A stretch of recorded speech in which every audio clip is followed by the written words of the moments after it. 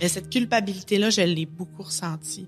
Je me sentais mal des fois de moi être en forme, tu sais. Ouais. Puis de savoir que lui, sa journée était plate. Ce qui me faisait réfléchir, c'est quand on est parent d'un enfant handicapé, je suis pas certaine qu'on se voit souvent comme proche aidant. Ce qui est le fun aussi du rôle d'intervenant, c'est qu'on est témoin de ça. On est témoin de voir les belles choses qui peuvent se passer au travers de la proche aidance. Oui, il y a des deuils blancs. Oui, il y a des étapes pas faciles. Quand ils arrivent dans le bureau, on leur dit pas que ça va être facile.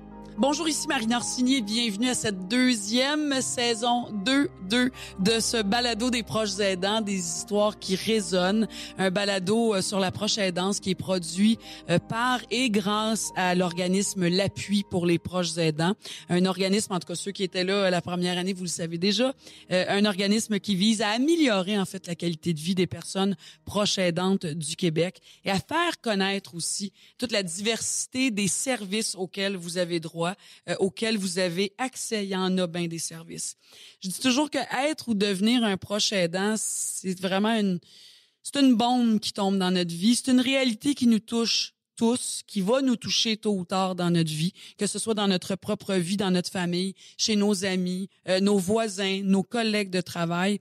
Et la beauté à travers tout ça, je dirais, c'est qu'il y a un dénominateur commun, c'est l'amour. Les histoires qui résonnent, c'est des grandes histoires d'amour parce que être aidant, ça passe par l'amour, par beaucoup d'amour. Et on espère que ces histoires-là, donc, vont résonnent chez vous, vous réconfortent, vous inspirent, en fait, vous rassurent. Et à nouveau, pour cette deuxième saison-là, chaque semaine, il y a des personnes proches aidantes. Il y aura des experts du milieu qui vont nous rejoindre pour 8 épisodes afin d'explorer 8 thématiques universelles de la proche aidance.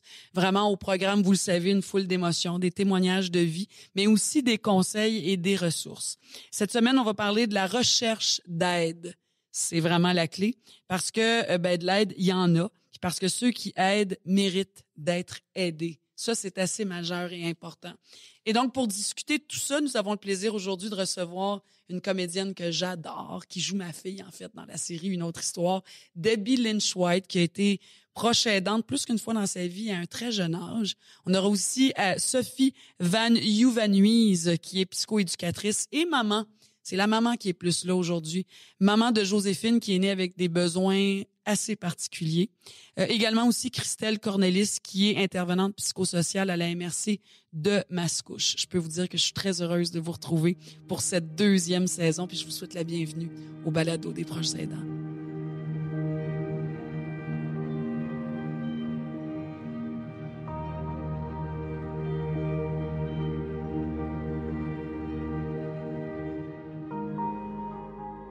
Je suis extrêmement heureuse de vous retrouver, heureuse de parler de proche aidance à nouveau. Vous le savez peut-être déjà, moi j'ai été la proche aidante de ma maman pendant 4 ans et demi. Ma mère est décédée d'un cancer du côlon en juillet 2013. Ça a été de toute évidence une expérience très marquante, inutile de vous le dire, dans ma vie, très enrichissante et aussi, je pense qu'il faut pas avoir peur de le dire, très exigeante. Ça a été vraiment pour moi un privilège de l'accompagner. Et j'ai eu une chance, c'est que moi, j'ai eu de l'aide de ses sœurs. Mes 3 tantes étaient là avec moi. Donc, j'ai été accompagnée. Je n'étais pas seule, mais je sais que c'est pas le cas pour tout le monde. Alors, il faut, je pense, accepter à un moment donné de l'aide. Puis, il faut aussi comprendre que de l'aide, ça existe, puis on a le droit de demander de l'aide. J'ai devant moi, je viens de vous parler de ma mère, je viens de vous parler de moi, sa fille. J'ai devant moi une comédienne que j'aime vraiment beaucoup. Une comédienne qui joue ma fille en ce moment encore, parce que c'est pas encore terminé, dans la télésérie Une autre histoire, qui a été proche aidante, je pourrais souligner souvent dans sa vie. Très jeune même, la belle Debbie Lynch-White, bonjour. Allô. Je suis contente que tu sois là. Moi aussi, C'est vraiment. Puis tu m'as dit oui spontanément, ça a pas été compliqué, oui. On s'est écrit, tu m'as dit ben oui, quand, où? Dis-moi l'heure. On est là, vraiment là. Puis je trouve ça généreux de vouloir partager ce vécu-là avec nous autres, Debbie. Tu sais, c'est d'ouvrir, veux pas, des tiroirs très intimes de ta vie. Fait que je trouve qu'en tout cas, on est privilégié d'avoir accès à ça. Quand on regarde, écoute, t'avais 14 ans. Ouais. Ça s'est passé sur une période de 10 ans. Donc, de 14 à 24 ans. Ouais. D'abord, parce qu'elle a plus qu'une histoire, avec ton papa. Pourquoi ton père? Qu'est-ce qui est arrivé à ton père? Mais mon père, à 42 ans, il a eu un diagnostic de sclérose en plaques. Puis, dans son cas, ça a été très fulgurant. Ça a été, tu sais, il y a une forme...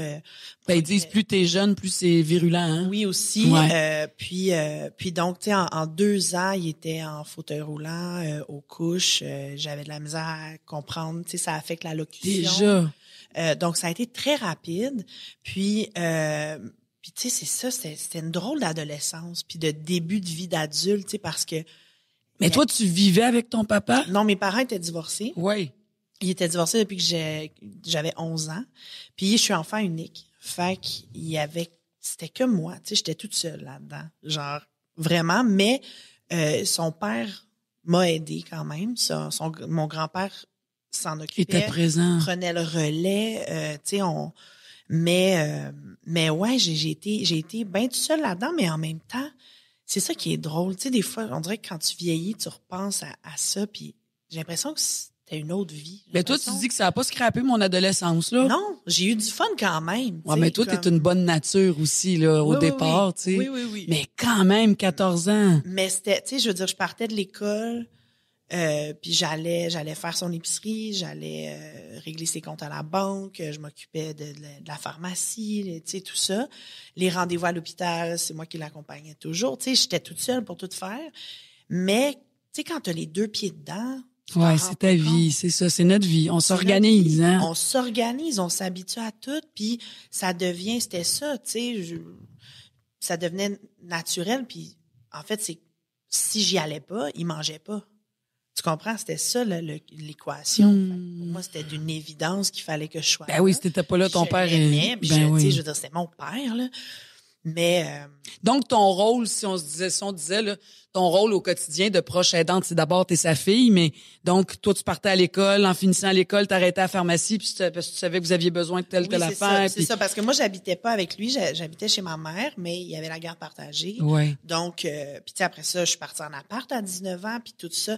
Tu sais, ça a suivi, ça l'a accompagné tout mon début de vie d'adulte. J'allais à l'école au théâtre à Saint-Hyacinthe, je reprenais l'autobus de Saint-Hyacinthe une fois par semaine pour revenir, faire tout ce qu'il y avait besoin. Puis c'est là que mon grand-père a un peu plus aidé parce que, tu sais, il y a quand même un côté de moi qui se disait, moi aussi, je dois construire ma vie, tu sais. Ben, il faut que j'aille à l'école, à cet âge-là, tu fais, ben, moi, il faut que j'aille à l'école. Parce que ça peut devenir accaparant aussi, tu sais, ça peut devenir... ça l'est. C'est exigeant, oh, comme mon tu Dieu, disais, oui. tu sais, puis puis c'est ton père, fait que tu veux pas le laisser, puis tout ça, mais à un moment donné, tu sais, il faut que toi aussi, tu penses à toi là-dedans, puis fait que j'ai été beaucoup déchirée entre ces 2 positions-là, mais en même temps, tout ça était naturel, puis tu sais, tu disais que toi, tu as eu de l'aide de tes tantes aussi. Ouais. Mais moi, ce que je remarque, tu sais, quand j'y repense maintenant, écoute, ça fait 12 ans que mon père est décédé, quand j'y repense maintenant, je suis comme, mon Dieu, que...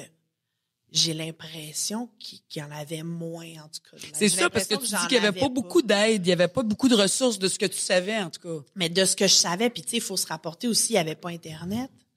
Tu sais, mon premier ordi, je l'ai eu à 19 ans, là. Fait que, tu sais, entre 14 et 19 ans, tu t'arranges, tu te débrouilles, tu sais, le CLSC aidait, il y avait une infirmière qui venait à la maison, tu sais, il y avait quelques soins comme ça, mais...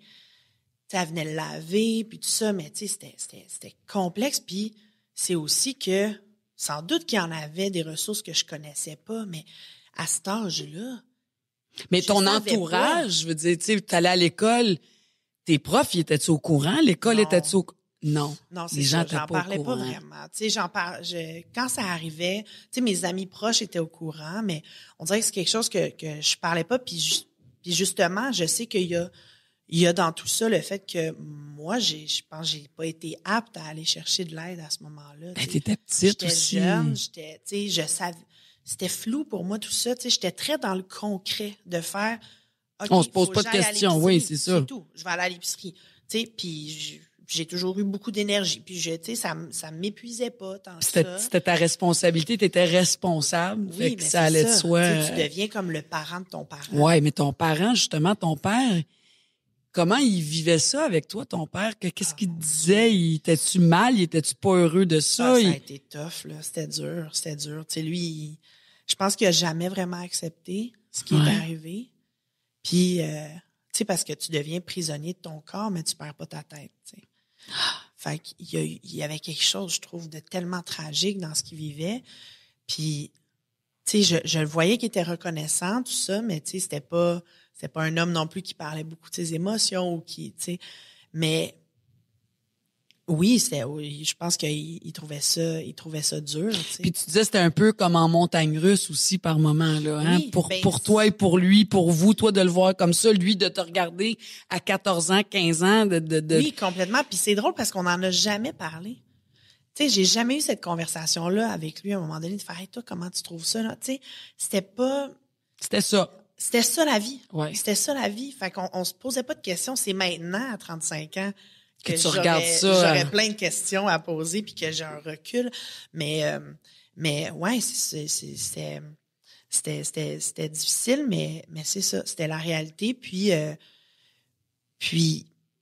c'est sûr qu'émotivement, c'est quelque chose aussi. Puis t'étais proche de ton papa, moi, tu m'en as déjà oui, parlé. T'en as souvent parlé. Oui. Puis ce qui est spécial aussi, c'est que, tu sais, pendant 14 ans, moi, j'ai des souvenirs là, de mon père enfant, où est-ce que je fais tout avec lui. Puis du jour au lendemain, rien de tout ça existe. T'sais. Tout ça disparaît. Puis là, tu fais comme, mon Dieu, qu'est-ce qui se passe? Puis là, tu as les médecins qui essayent de t'expliquer c'est quoi la sclérose en plaques, mais tu sais, tout était flou. Puis tu sais, mon père, il essayait toujours de... Tu sais, il me rassurait beaucoup. Tu sais, mon père, c'est le genre à faire « Hey, inquiète pas. Ça va bien aller. Ouais. Puis je vais être correct. Puis tu sais, on peut vivre longtemps avec ça sans rien avoir. Puis tout ça. Puis là, bang, chaise roulante après 2 ans. Puis là, tu fais « Voyons. » Tu sais, fait... Mais j'ai vraiment l'impression que à ce moment-là, je me posais pas. Ouais, mais tu as dû avoir quand même, Debbie, puis je te pose la question, t'as-tu eu des moments le soir quand tu te couchais dans ton lit, là?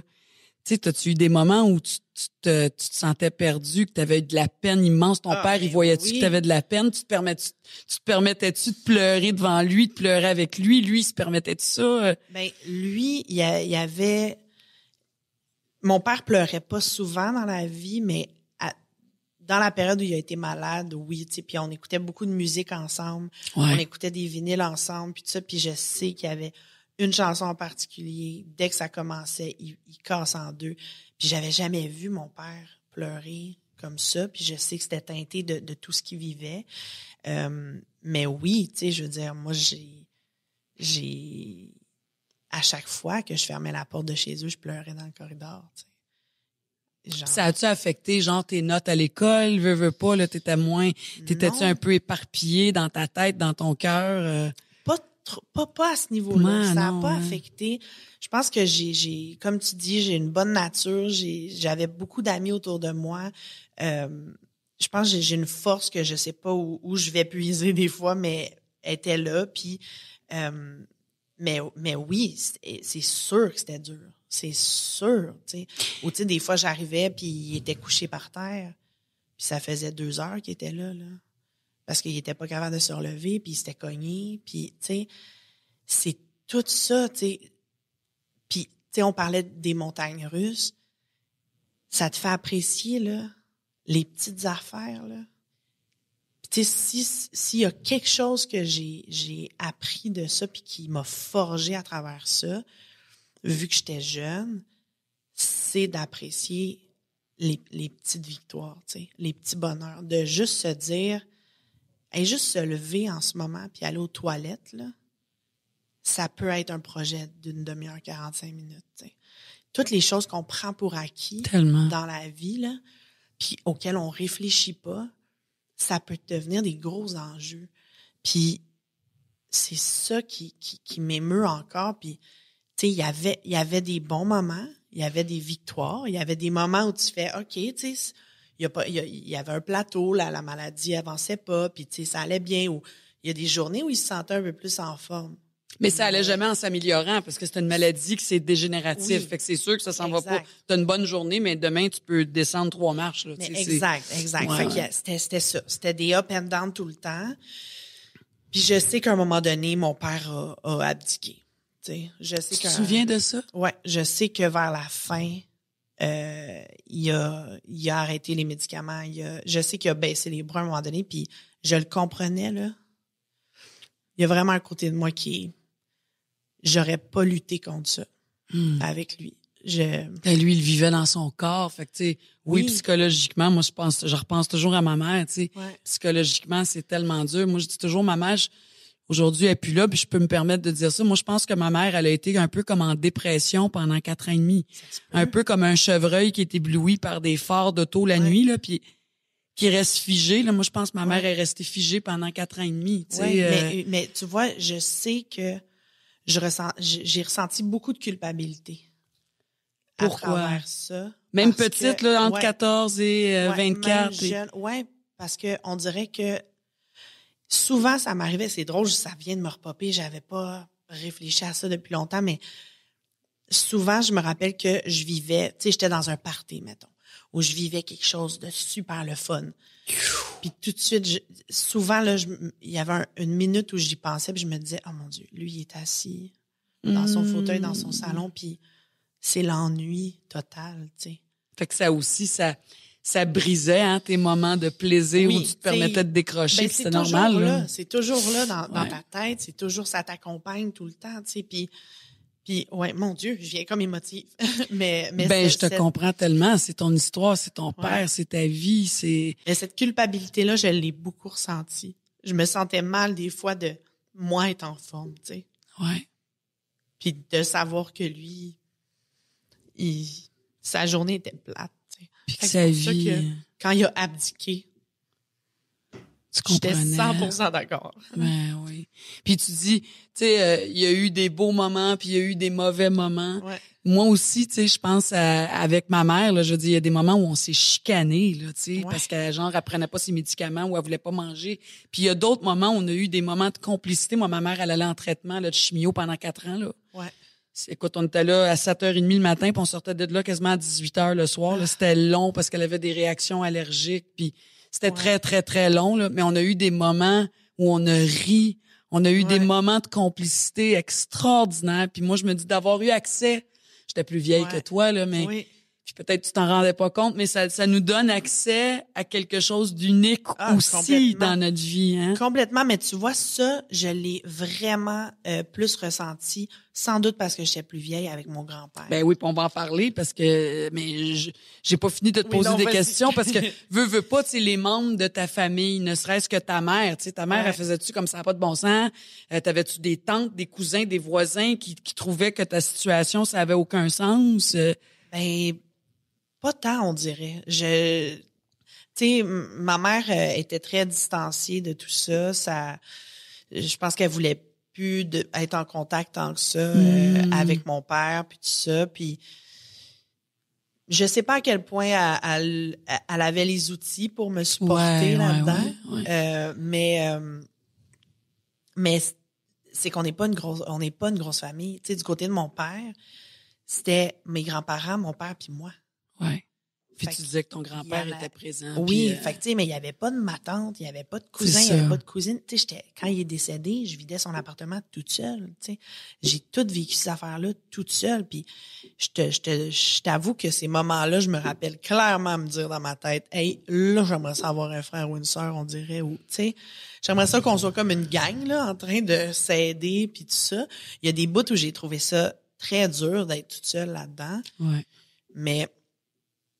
Mais ouais, c'était ça. Puis oui, il y avait quand même, il y avait des moments de grande beauté à travers ça quand même. Puis tu sais, j'y repense maintenant, puis jamais j'échangerais ce que j'ai vécu. Non, c'est sûr. Tu sais, ça a fait qui je suis, cette affaire-là. Parce qu'il y a des grands cadeaux à travers ça. Il y a des grands cadeaux à travers ça. Des grandes leçons, des grands apprentissages, à la dure des fois, sauf que je veux dire, ça fait... Ça n'a pas de prix. Ça fait qui je suis absolument. À 100%. Puis, ouais, genre, j'échangerais pas ma vie, là. Puis tu dis, tu sais, à cette époque-là, j'ai eu mon premier ordinateur, j'avais 19 ans. Fait qu'après ça t'a un peu ouvert aussi vers l'aide que tu pouvais avoir. Tu dis, bon, le CLSC... Oui, à un moment donné, tu as eu quelques... Oui, il y a eu des ressources un petit peu. Tu sais, c'est surtout l'infirmière, puis tout ça, tu sais, parce qu'il y a des choses que je pouvais pas faire non plus. Tu sais, il y avait le transport adapté qui était là pour tous les rendez-vous à l'hôpital. Ouais, tu avais accès à ça. Ouais, fait que ça, c'était super, parce que, tu sais, en plus, ado, je conduisais pas, là, tu sais, j'avais pas de permis de conduire ni rien. Fait que... Mais tu sais, mais c'est en même temps, j'en ai pas eu. Tu sais, j'en ai pas eu tant que ça de l'aide, mais je pense vraiment que c'est parce que je savais pas où chercher. Je savais pas. Je ne savais pas. Tu sais, t'as 15 c'est souvent ans, puis t'es ça, comme, ouais.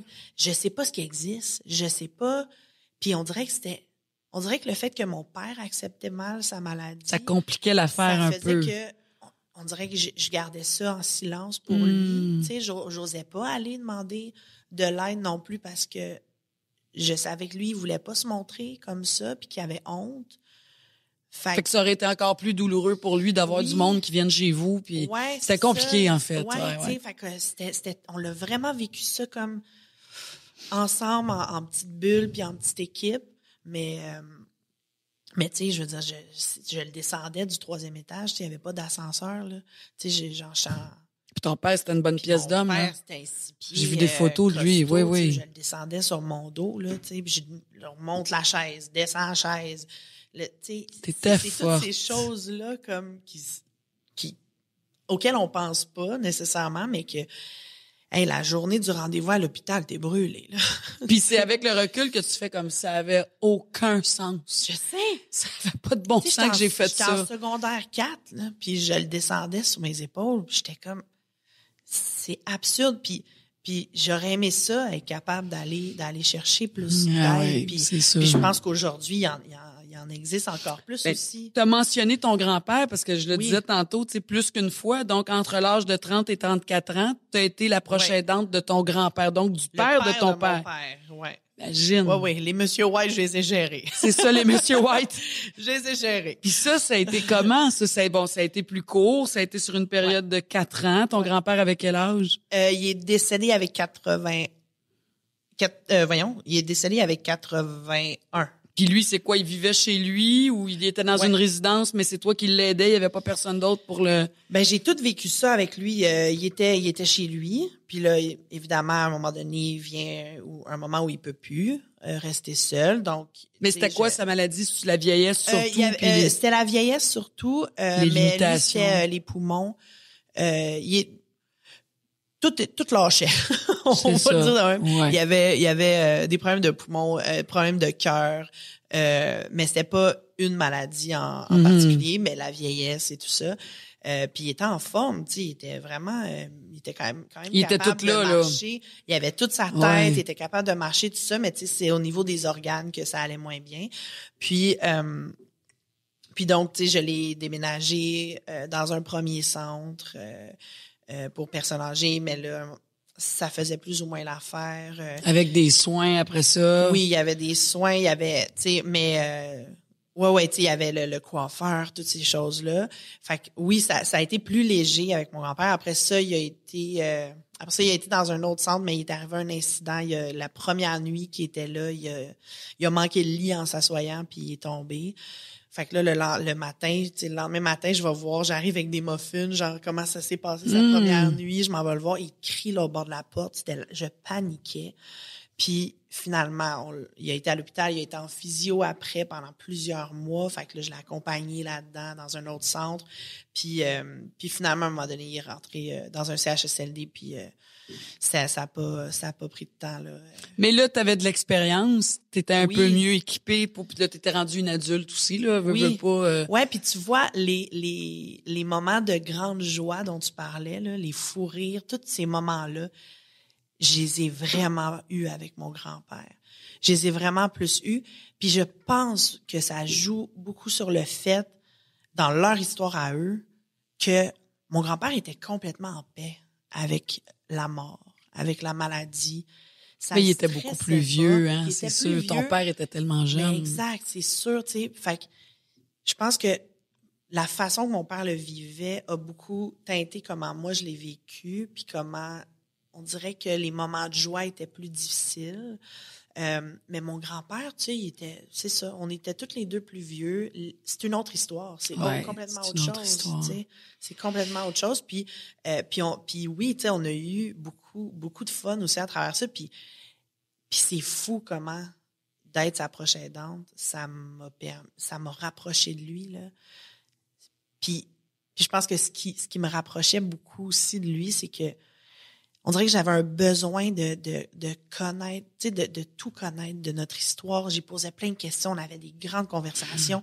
Il tripait sur ma blonde, tu sais. Ça t'a donné accès à ça. Ça m'a donné à travers accès ce à rôle-là. ça. Ben ouais. Puis parce que, encore une fois, dans notre histoire à nous, en ce moment, je suis rendue la dernière white. Tu sais, j'ai plus de famille de ce côté-là. Fait qu'il y avait ça qui m'habitait beaucoup, de faire comme... Je veux connaître mon histoire, C'est juste lui qui peut me la raconter encore, tu sais. Puis il nous appelait les survivants, tu sais, parce que ma grand-mère est décédée aussi. Puis ça, fait qu'il disait, on est les survivants, nous autres. Qu'est-ce que tu retiens de ces expériences de vie-là, Debbie? Tu sais, d'avoir été proche aidante si jeune, après ça, d'avoir été proche aidante de ton grand-père. C'est sûr que ça a forgé qui tu es aujourd'hui, mais qu'est-ce que tu retiens de ça? Tu me l'as dit un petit peu tantôt, là, mais... Écoute, je retiens... Le précieux de la vie, hein? Ouais, c'est ce que tu as dit, ça m'a enseigné. Ouais. Ah oui. Je retiens que c'est fragile. Je retiens que il y a beaucoup de choses qu'on prend pour acquis, qu'on devrait porter davantage attention puis être encore plus reconnaissant d'être en forme. Puis, mais je retiens la proximité que j'ai eue avec eux. C'est un privilège. Ouais, il y a personne qui a été plus proche que c'était pas possible d'être plus proche. Tu sais, je veux dire, tu les connais par cœur, là, ces gens-là. C'est une grande intimité, hein. Ouais, puis il y a une barrière qui tombe à un moment donné aussi dans la pudeur, tu sais. On a accès à tout. T'as accès à tout, là. Tu changes la couche, là, tu sais. Ouais, t'as fait ça. Oui. Fait que, tu sais, il y a un moment donné, puis c'est super étrange au début, là, surtout quand t'es l'enfant ou quand t'es la petite fille, ou tu sais, c'est étrange ces moments-là, puis on dirait que souvent, je pense que ça m'a aidé, je pense, à traverser ça, mais souvent dans ces moments-là, on dirait que je me voyais d'en haut, là. Puis que j'étais comme... Tu t'observais, t'étais capable de sortir de ton corps puis de faire « Oh mon Dieu, je suis en train de vivre ça, là. » Oh mon Dieu, que la vie, c'est absurde des fois. Puis j'arrivais comme... On dirait que ça rendait tout ça un peu plus léger. Pour ceux qui nous écoutent, Debbie, puis c'est une question qu'on pose à nos invités parce qu'on a envie d'entendre, mais quel conseil tu donnerais à des gens, les gens qui nous écoutent en ce moment? Est-ce qu'il y a quelque chose qui te vient spontanément? Oui, ben je pense que le conseil que je donnerais, puis tu t'en as parlé un peu en introduction, c'est de penser à soi aussi. Je pense que c'est facile quand tu es dans une relation de proche aidante, quand c'est en toi aussi d'être là pour les gens. Il y a quelque chose où, il y a des gens qui, naturellement, t'aimes, tu es là pour répondre à leurs besoins, puis t'aimes être là pour l'autre, puis tout ça. Mais c'est facile de s'oublier, je pense. Puis moi, c'est ce qui m'a sauvée avec mon père, tu sais, de jamais perdre de vue que j'avais une vie à me construire aussi, que j'avais du fun à avoir, tu sais, que malgré tout ça, on peut avoir du fun, tu sais. Ben oui, parce que toi, t'as ta vie à toi. Oui, ton père, il a sa vie à lui. Sa vie à lui, en ce moment, c'est une souffrance, c'est de la maladie, mais effectivement, t'étais jeune pour penser comme ça quand même. T'avais une maturité. Mais puis d'en parler, tu sais, d'en parler, de se vider le cœur quand on a besoin, de partager, puis de le dire si on a besoin d'aide, si un moment ou de le dire qu'on est fatigué, de le dire qu'on est en désarroi puis qu'on sait plus quoi penser. Puis mais c'est ça qu'on vit. Oui, parce que c'est pas, il y a pas de performance là là-dedans. Non. Tu y vas, c'est de l'accompagnement, tu sais, tu y vas une journée à la fois, puis toi aussi t'es humain, t'es humaine, ça se peut que tu rushes, ça se peut que tu flanches, ça se peut que ça soit trop, ça se peut que physiquement tu sois fatigué, puis c'est correct, tu sais. Faut que les proches aidants se donnent le droit d'être fatigués aussi. Ouais. Puis ça fait pas que tu es un moins bon ou une moins bonne proche aidante, tu sais. Ah ouais, la culpabilité, la responsabilité. Debbie, merci. Oh, merci. Ça a été tellement un beau cadeau que tu viennes partager ça avec nous. Puis ben c'est évident. Quand on te rencontre, je pense que c'est unanime. Tu es une fille tellement authentique puis entière. Puis quand on découvre ton histoire, ben on comprend bien et mieux. Puis c'est tout ça qui fait que t'es la fille formidable que t'es. C'est tout ce que tu portes, puis c'est ton vécu. Merci beaucoup d'être venue. Merci à toi. T'es fine, ma belle-fille, ma Caro. Oui, maman.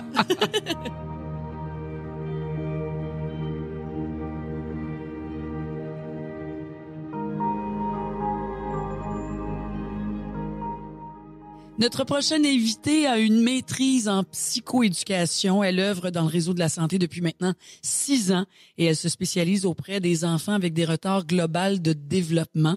Mais je viens de lui dire, parce qu'on vient de se dire un petit bonjour, j'aimerais préciser qu'elle est d'abord et avant tout une maman de 3 enfants, dont Joséphine, Léonard et Clarence. Anne-Sophie, je ne vais pas me tromper, Vanuise, bienvenue. Merci. Je l'ai dit comme il faut. Parfait. Oui, c'est parfait le nom de famille. Oui. C'est flamand, il faut se pratiquer pour l'avoir. Je suis très, très contente que vous soyez là avec nous. Je sais que vous travaillez avec des enfants, donc entre autres enfants autistes, des enfants qui ont une déficience intellectuelle. Mais quel est votre travail précisément, Anne-Sophie? Ben, en fait, moi, ça fait un petit peu plus longtemps que ça. Je travaille auprès de cette clientèle-là depuis 12 ans. Ben, avant ma fille, donc depuis 13-14 ans. Maintenant, je suis coordonnatrice en troubles graves du comportement auprès de cette clientèle-là. Donc, c'est 0-100 ans. Il y a des personnes qui ont des troubles graves de comportement. Donc, moi, je viens soutenir les équipes, les familles, quand je suis comme en bout de ligne un petit peu. Ouais, exactement. Puis on dit que vous avez une double expérience parce que justement, vous êtes la maman de Joséphine, qui est votre fille, votre enfant. C'est la plus vieille des 3 qui est née avec un handicap. Est-ce que c'est trop indiscret de vous demander quelles sont les problématiques de Joséphine? Pas du tout. En fait, Joséphine est hors de l'ordinaire. Là. Il n'y a pas d'autres cas qui existent comme elle. Elle est née, elle a un syndrome, le syndrome Dijorge, qui est un peu plus connu. Ça touche principalement sa santé. Là, il faisait des transfusions d'anticorps à chaque semaine, puis tout ça. Mais en plus, elle a une anomalie chromosomique qui n'existe pas dans le monde.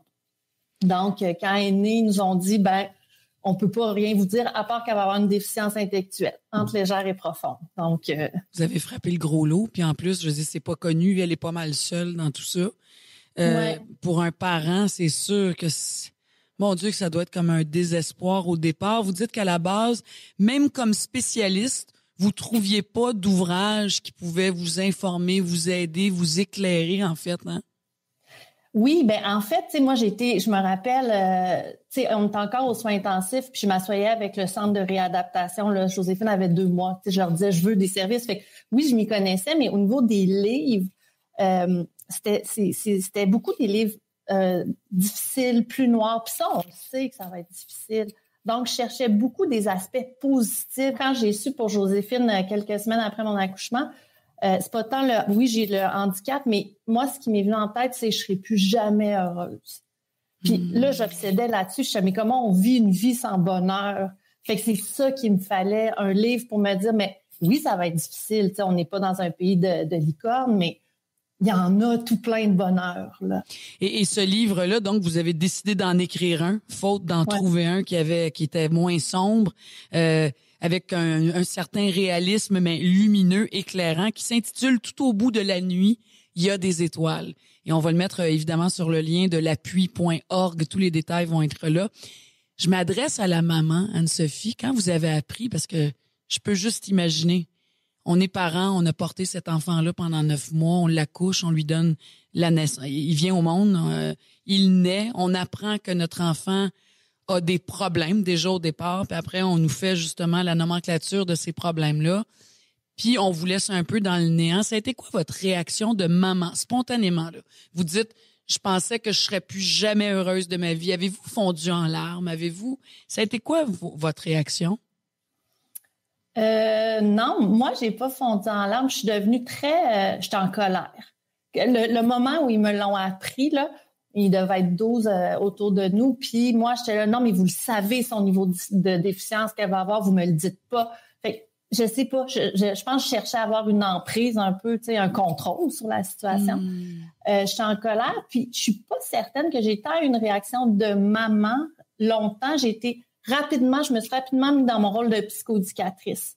Parce que comme mère, j'étais tellement désabusée, j'avais tellement pas de contrôle que je me rappelle quand on est sorti de l'hôpital après 3 mois et demi, je savais plus où je m'en allais. Donc là, je suis devenue dans mon rôle, moi, psychoaide auprès des enfants qui ont une déficience, je sais comment ça marche, je sais quoi faire, je sais quel exercice. Donc là, je suis vite allée dans, peut-être trop, là. Mais moi, ça m'a fait du bien de prendre ce rôle. Mais est-ce que ça vous a rattrapé à un moment donné, la maman, là? La mère, est-tu revenue, elle, ou la psychoéducatrice est restée pas mal à l'avant-plan? Je vous dirais qu'à chaque fois qu'il y a des coups durs, la psychoéducatrice prend le relais, mais oui, nécessairement, parce qu'on peut pas fonctionner tout le temps comme ça. Puis je vous dirais que quand j'ai eu mon deuxième garçon, je pense que là, la maman est embarquée. Là, j'ai réalisé que, tu sais, je savais pas, moi, être une mère autre qu'être une mère d'enfant handicapé. Un parent aidant aussi, hein, on rajoute ça, là. Oui. On parle des aidants, vous devenez un parent proche aidant, en fait. Oui, puis c'est comme ça que je me suis bâtie, c'est comme ça que je me trouvais bonne aussi. Puis un parent aidant, quand notre enfant est jeune, puis moi, elle avait des enjeux physiques, j'avais une équipe autour de moi. Donc, tu sais, j'étais bien entourée, tout ça. Fait que pour moi, tu sais, c'était mon connu. Mais quand mon garçon est né, ça, j'ai eu peur, beaucoup, beaucoup. Lui, il est né sans problème de santé, normal, là. Ouais.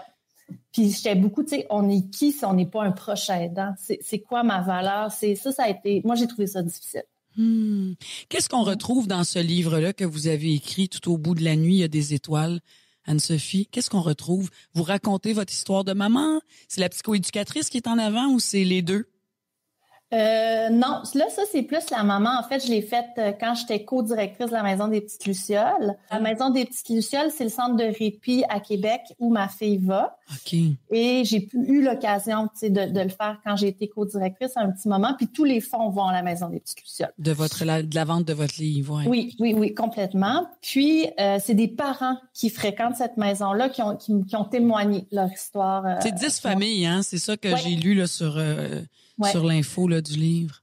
Puis, c'était bien dit avec eux, il fallait que ce soit des familles, tu sais, qui étaient capables quand même de trouver de la lumière puis tout ça. Mais j'ai rencontré tellement des gens extraordinaires, là. Des gens que, tu sais, c'est le plus dur qui est arrivé dans leur vie, là, du lendemain, du jour au lendemain, ta vie change, qui se sont entourés par différents... Tu sais, l'aide, c'est pas juste l'aide extérieure, qui ont trouvé des moyens, que ce soit dans la lecture, dans la prière. Diriez-vous, Anne-Sophie, que c'est parce qu'on n'a pas le choix? Hein, on est en mode survie, hein? On est en mode, on va se trouver des outils pour s'aider aussi, hein?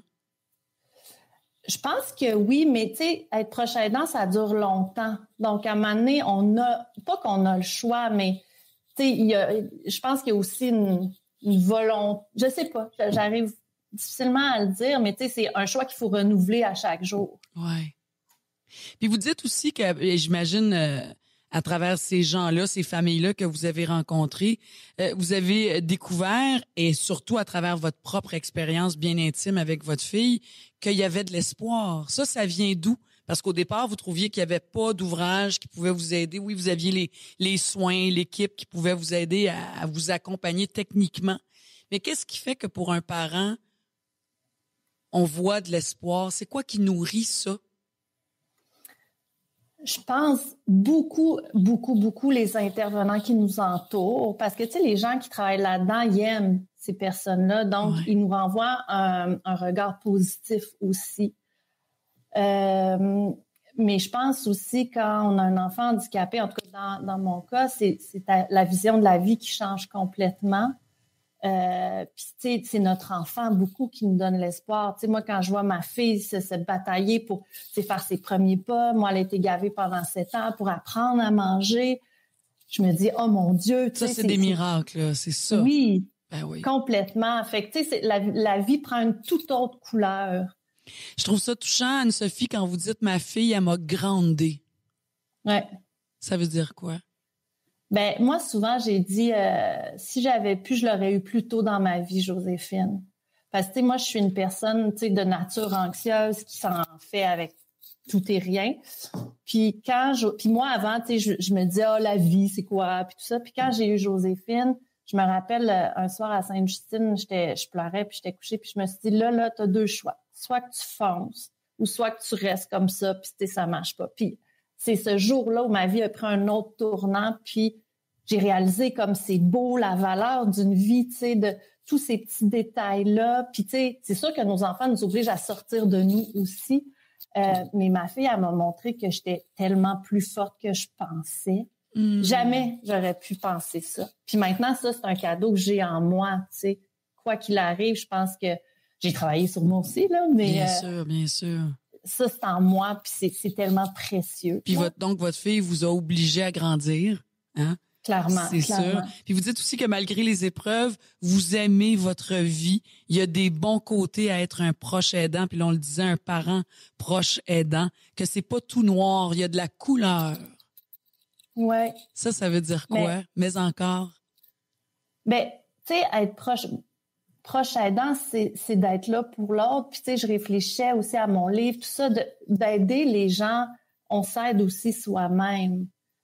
Tu sais, moi, que ce soit dans mon travail, avec ma fille, tu sais, ça me nourrit immensément. Tu sais, sinon, je serais pas... Tu sais, je me plais à dire, moi, je suis comme Obélix, là, je suis tombée dans la potion du handicap et dans ma vie et à mon travail, là. À la totale, vous, c'est... En même temps, on se dit c'est le destin aussi, probablement. Tu sais, vous aviez déjà ça dans votre vie, puis on dirait que la vie, croyez-vous à ça, on vous a envoyé un enfant qui a choisi une maman, justement, qui était équipée aussi à la base, diriez-vous ça? Je le sais pas. Je pense que ça m'a immensément aidé à accepter, par exemple. Certainement, oui. Puis, tu sais, ça m'a donné des outils pour mieux l'accompagner. Tu sais, le fait que je baignais déjà dans cet univers-là, là. Et comme parent, Anne-Sophie, parce que on le disait, tu sais, vous êtes un parent proche aidant, faut mettre ces mots-là, là, maintenant, là. Parce que oui, on est un parent, mais c'est bien plus que ça, là, parce que on joue un peu à la gare malade, on joue à la psychologue, la physiothérapeute, hein, il y a tout ça, là, hein. Est-ce que vous trouvez, puis il faut travailler avec les équipes, hein, je veux dire, faut utiliser les services auxquels on a droit, auxquels on a accès. Je pense que c'est important pour continuer à être d'abord une maman, hein. Oui, puis ça, c'est très difficile, surtout en bas âge, là. Ouais. Parce que, tu sais, on a tellement de recommandations à gauche puis à droite, puis, tu sais, le fameux « tout se joue avant 6 ans », là. Oui. Donc, on se donne à 1000%, mais ça devient fou, là. Moi, j'avais une liste de recommandations, juste des gens qui voulaient m'aider, là. Mais puis, ça te met rapidement en échec parce que je peux pas et travailler l'alimentation et les crises de comportement et l'absence de sommeil. Et tu sais, ça devient fou, là. Fait que la culpabilité, oui, de lâcher prise puis de revenir dans ce rôle de maman, ça demande un travail sur soi, de lâcher prise. Oui, tu sais, moi, je me donne souvent un exemple avec ma mère. Moi, c'était pas un enfant, c'était ma mère, mais je me souviens très tôt dans sa maladie, on avait eu une grosse confrontation. J'étais une adulte, ma mère, c'est une adulte, puis j'ai fait comme, oh mon Dieu, attends, moi, si je veux être une bonne proche aidante, faut que j'aille me chercher des outils pour aider ma mère, parce que c'est sûr, je suis tellement émotivement impliquée. Donc, de faire ça, hein, de prendre un certain recul, puis de faire, OK, je suis sa fille, mais je suis son aidante. Je vais vouloir l'inspirer, mais je la pousse trop des fois. Hein, tous ces degrés-là, difficile. Oui, c'est difficile, ces dosages-là, hein.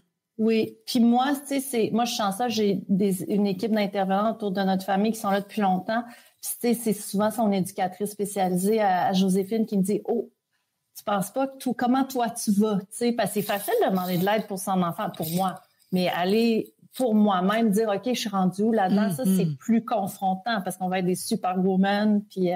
Mais je pense que dès le départ, ben, j'imagine que c'est quelque chose qu'on apprivoise dans notre vie, un jour à la fois, une heure à la fois, mais quand même, tu sais, de demander de l'aide, hein, au départ, on fait, ben non, je suis sa mère. C'est sûr, là, vous, c'est peut-être plus chargé, mais les parents qui nous écoutent, qui ont un enfant avec un certain handicap, avec certaines limitations, là, vous, c'est gros, là, c'est chargé pendant plusieurs années, mais si on enlève tout ça là, dès le départ comme parent, on n'a pas besoin d'aide, c'est moi sa mère. C'est moi qui devrais être capable. Hein. Tout ça aussi, c'est difficile aussi pour les parents d'accepter d'avoir besoin d'aide ou d'avoir besoin du répit, d'avoir besoin d'un recul. Mais c'est ça que j'allais dire. Moi, je trouve l'aide la plus difficile qu'on a eu à faire, puis je l'observe aussi dans mon travail, c'est demander du répit. Ouais. Comme parent, là, c'est excessif. En tout cas, moi, je trouve ça encore difficile. Joséphine, ça fait 10 ans qu'elle va en répit, puis à chaque fois, je me sens coupable. Pourtant, je sais qu'elle est bien, puis que ça lui fait du bien, puis nous aussi, mais c'est tellement difficile. Puis moi, je le vois beaucoup chez les autres parents qui l'ont jamais fait quand leur proche aidant était jeune. Fait que quand t'es rendu au bout du rouleau, tout ça, ça doit être encore plus dur. Donc, je trouve que c'est un cadeau à se faire tôt, mais moi, c'est l'aide qui a été le plus difficile. Qu'est-ce que vous diriez comme spécialiste, là, comme maman, les conseils que vous souhaiteriez donner aujourd'hui à travers ce balado-là, Anne-Sophie, pour tous ceux qui nous écoutent, les parents, les familles. Il y a des parents monoparentales là-dedans aussi. Il y a des parents qui en ont pas de ressources ou très peu ou qui savent pas trop. Vous êtes les deux, là. Vous êtes une spécialiste et une maman. Donc, vous savez de quoi vous parlez, la puissance 1000, là, quelque part, là? Ouais, c'est comme si le message des deux concorde pas. Comme intervenante, c'est sûr que je dirais aux parents de se faire confiance.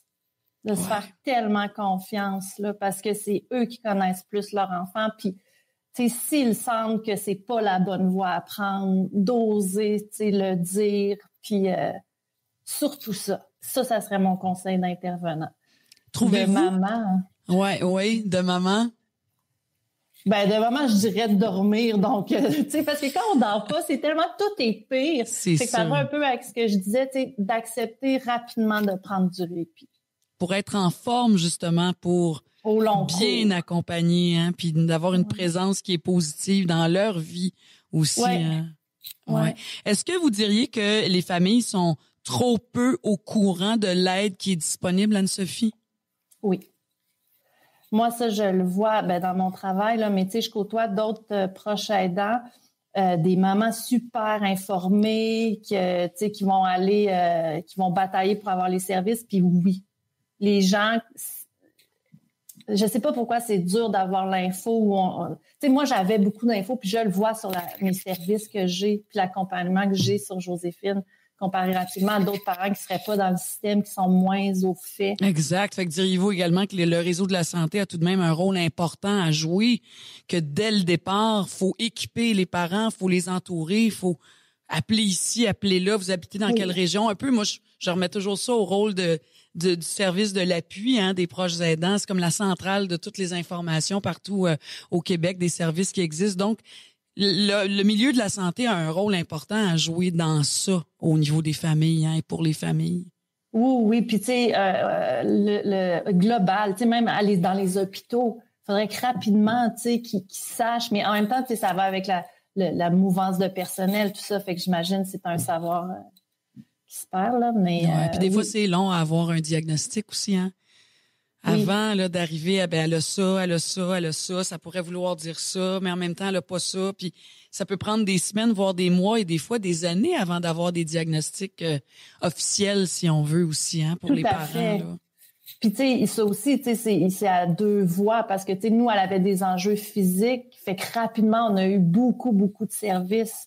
Fait que le diagnostic tombe plus vite, puis tout ça. Mais oui, d'autres fois, c'est très compliqué, là. Puis tu sais, ce qui me faisait réfléchir, c'est quand on est parent d'un enfant handicapé, je suis pas certaine qu'on se voit souvent comme proche aidant. Donc, est-ce qu'on va aller chercher ces ressources-là de proche aidant?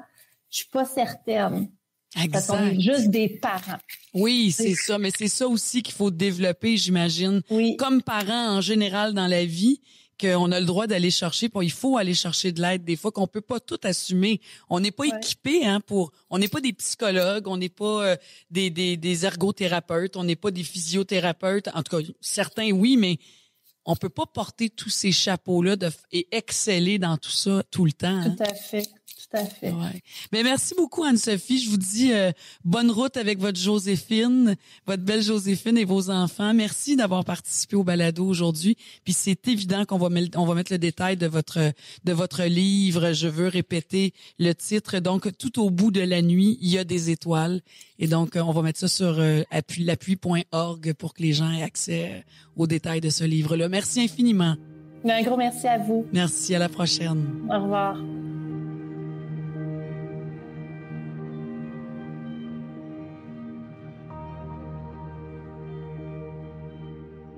Pour ce troisième volet du balado des proches aidants, j'ai le grand plaisir d'accueillir une intervenante psychosociale à la MRC de Mascouche dans un centre d'aide.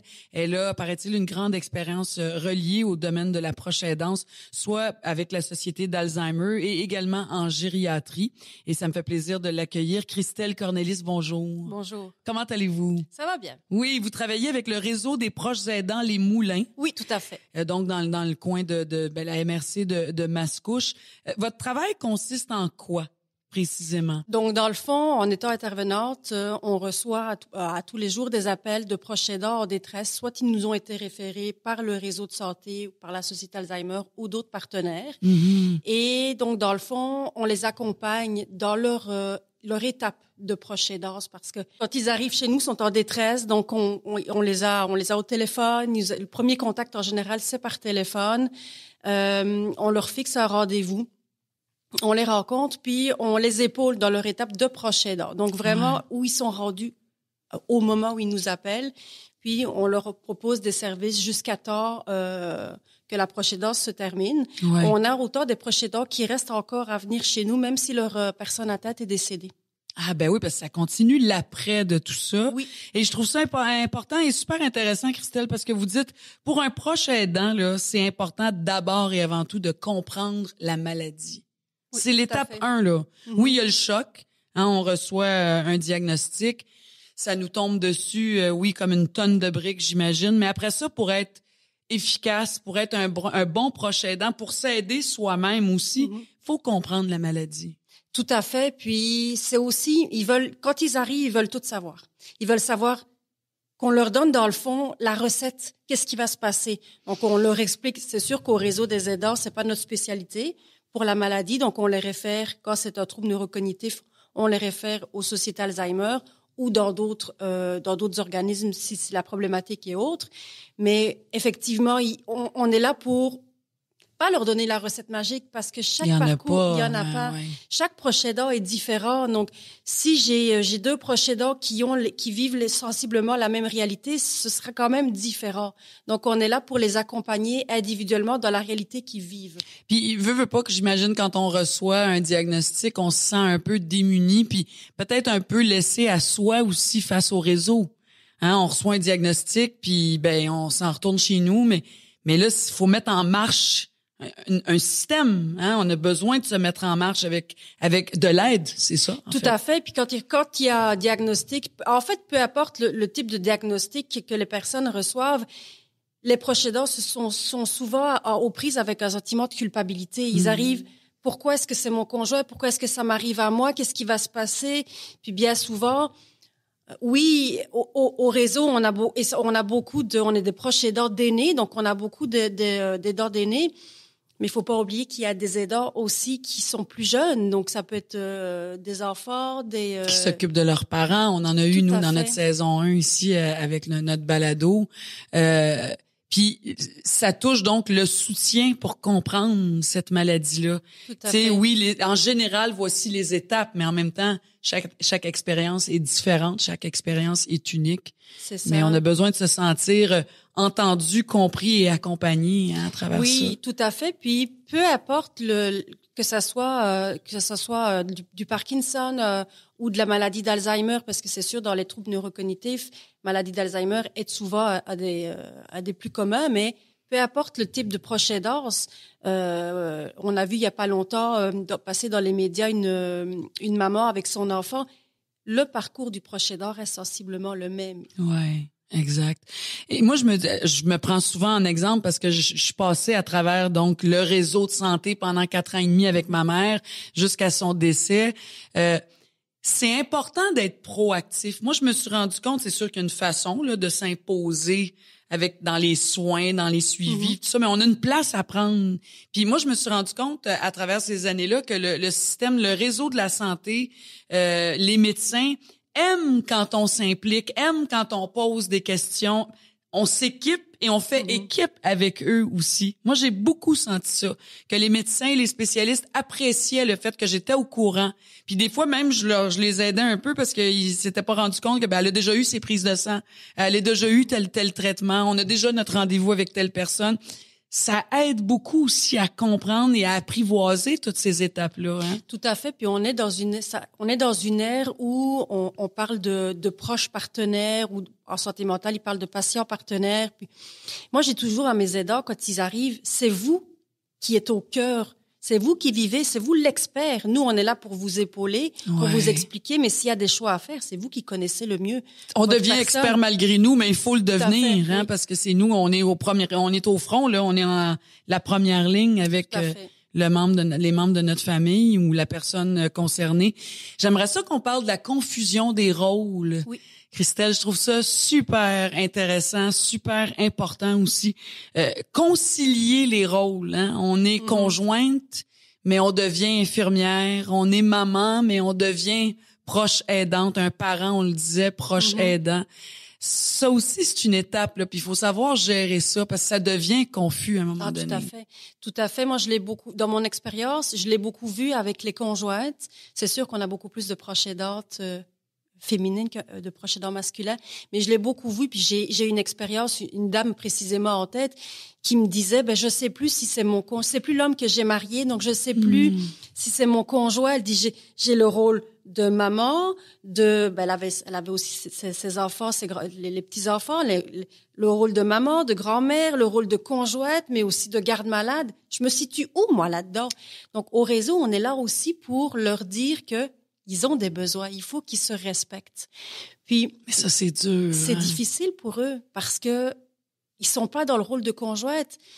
Puis la personne avec qui je pense me disait, mais j'aurais jamais épousé mon conjoint si j'avais su qu'il était comme ça. Puis c'est terrible de dire ça. Puis elle s'en voulait d'avoir dit ça, mais là, elle n'était plus dans son rôle de conjointe, elle était dans son rôle de garde-malade. Puis c'était confus. Donc ça fait partie de notre rôle au réseau, de les aider à se resituer puis à penser à eux aussi. Et donc, d'accepter de l'aide, d'accepter que non, demain matin, tu devrais, pendant que l'infirmière va venir lui donner son bain ou faire sa toilette ou ses injections, peu importe, vous le savez qu'elle est là 1 heure ou 2, allez prendre une marche, allez prendre un café avec une amie.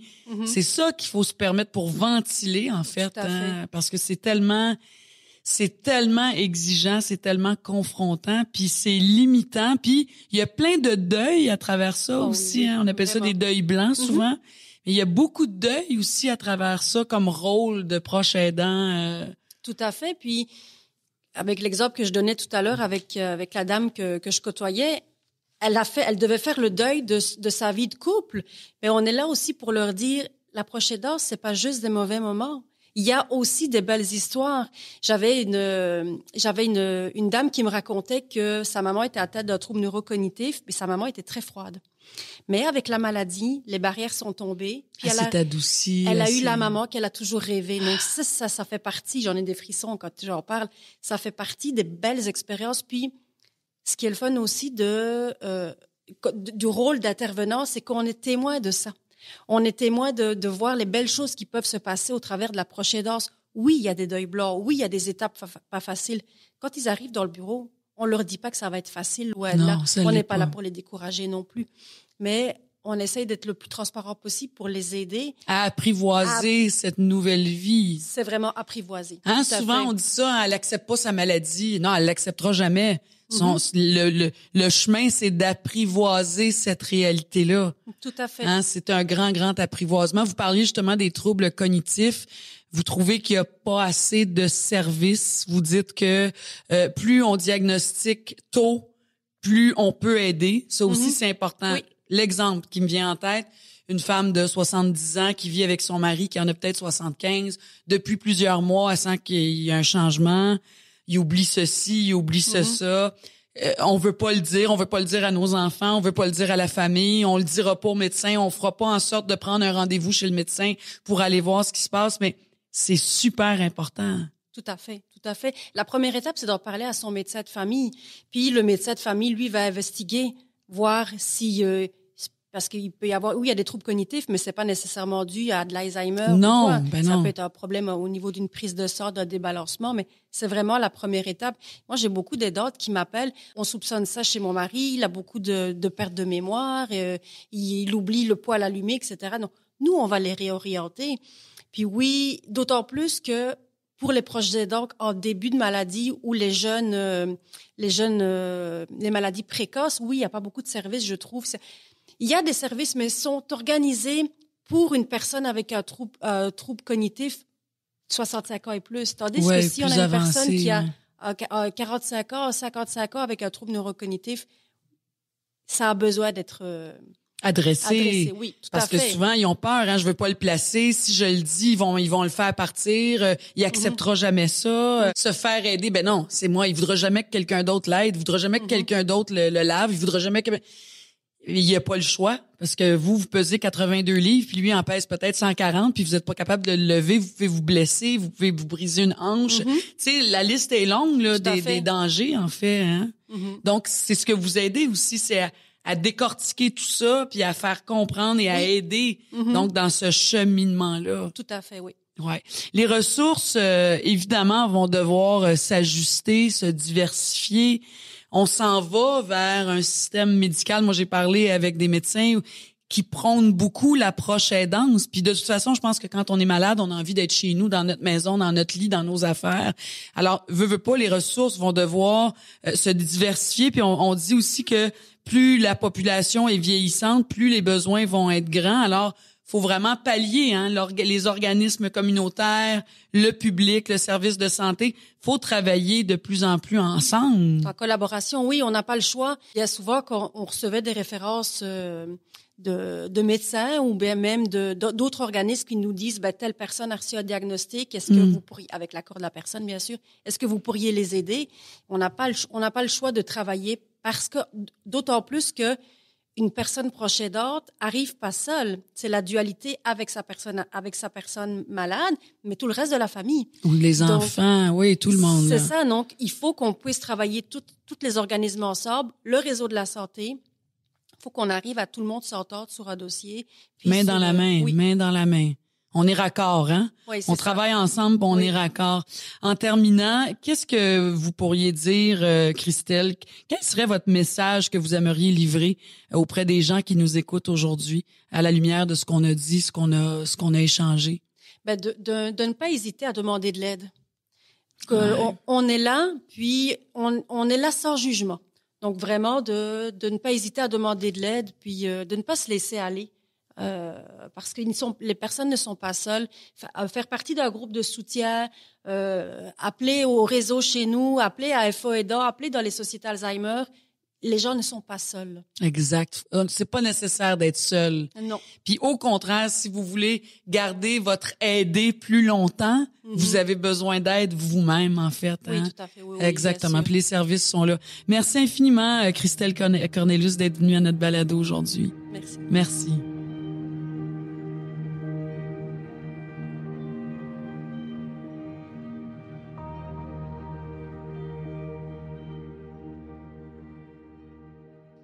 C'est ici que se termine le 2e épisode de cette 2e saison du balado des proches aidants, des histoires qui résonnent. J'espère que ça a résonné chez vous aujourd'hui. On est revenu à la base, aller chercher de l'aide. On l'a vu à travers nos invités à quel point c'est une clé si importante. Moi, je me dis toujours, si on veut être un bon aidant, si on veut être une bonne aidante, faut aller se chercher de l'aide. Ça nous donne plus de levier, ça nous donne plus de force, plus de capacité. Puis je trouve qu'on peut vivre notre rôle de proche aidante d'une façon plus saine, plus vraie, plus riche aussi. J'aime aussi vous rappeler que si vous vous êtes reconnu à travers ces témoignages-là, ces histoires-là, vous avez la possibilité aussi, peut-être que vous avez reconnu des personnes de votre entourage qui pourraient avoir besoin d'aide. Faut pas hésiter à contacter Info Aidant. C'est un service qui est là pour vous. Je vous rappelle le numéro 1-855-852-7784 ou via le courriel aussi, vous pouvez écrire à info-aidant@l'appui.org. Aussi, sur le site de l'appui, l'appui.org, tous les détails sont là. Il y a plein de références que vous pouvez trouver. Et évidemment, peu importe où vous vous trouvez à travers le Québec, l'appui est là pour vous guider vers les ressources que vous avez près de chez vous, donc accessibles. Les conseillers aussi, les conseillères sont là pour vous écouter, vous soutenir, vous guider justement vers les ressources disponibles dans votre région. Si vous avez envie aussi de partager votre histoire, votre vécu avec nous, on veut vous lire, on veut vous entendre. Vous allez dans la section témoigner de votre expérience sur l'appui-balado.org. Alors, on se retrouve bientôt. J'ai déjà très hâte pour un nouvel épisode où on va parler d'équilibre donc entre la vie personnelle et professionnelle d'un proche aidant. Comment continuer à travailler, comment en parler aussi avec notre employeur et toutes les autres questions qui s'imposent. Je vous souhaite une belle semaine. Hâte déjà de vous retrouver et prenez aussi soin de vous. Ici Marine Orsini, je vous dis à bientôt.